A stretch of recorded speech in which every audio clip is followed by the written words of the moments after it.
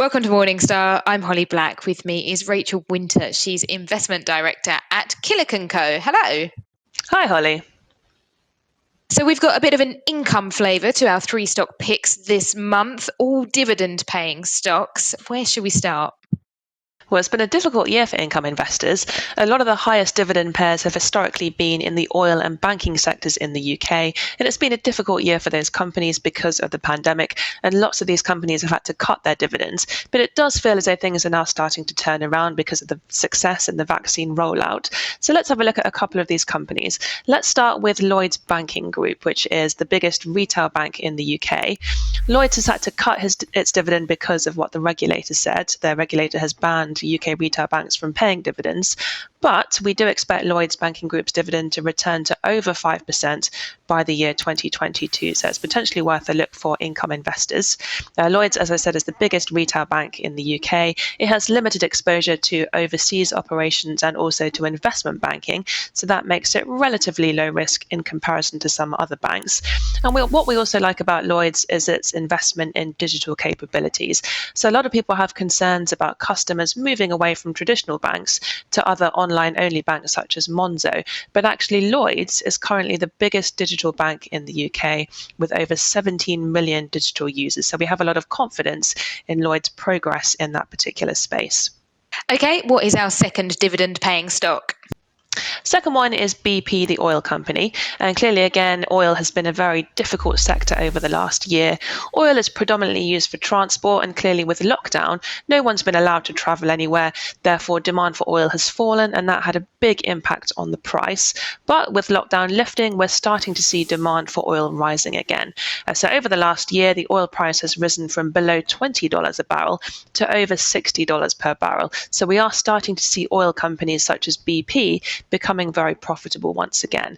So BP did have to cut its dividend last year, but it cut it from a very high level. So even with the cut, BP's dividend is still over 5%, so very attractive compared to what you can get elsewhere on the market. And what we also like about BP is the move towards renewables. So BP historically has been very much a fossil fuel company, and it's now moving away from that to become an energy company with a big focus on renewables. So to put that into context, in 2019, BP hoped to generate about 2.5 gigawatts of power from renewables, and by 2030, it hopes for that to be 50 gigawatts. So that just gives you a taste of the extent of BP's ambitions in the renewable space.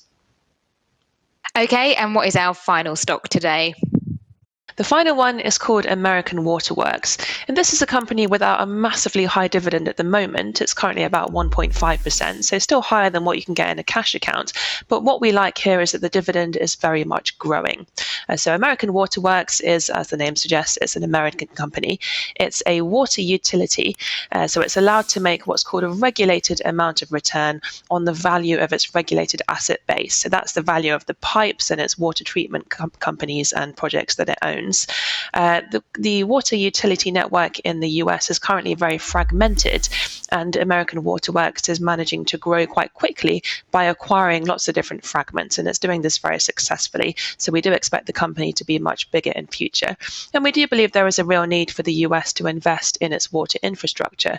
So for example, if we look at the Texas water crisis that happened back in February, millions of homes were left without water because of the aging state of the Texas water infrastructure. And we also know that Joe Biden wants to spend a huge amount of money on upgrading infrastructure in the US, and hopefully some of that will find its way into the water sector. And I think it's a really good point that it's not just about the high headline yield when we're talking about income investing. It's about a stock's ability to keep growing that. And that's good because it keeps up with inflation. Absolutely. And just one more thing about American Waterworks. We do find that often these utility companies are treated very much like bonds. And in the bond market sell-off that we've seen recently, we have seen the share prices of some of these utility stocks falling as well. And therefore, you could argue that now looks to be quite an attractive entry point. Rachel, thank you so much for your time. For Morningstar, I'm Holly Black.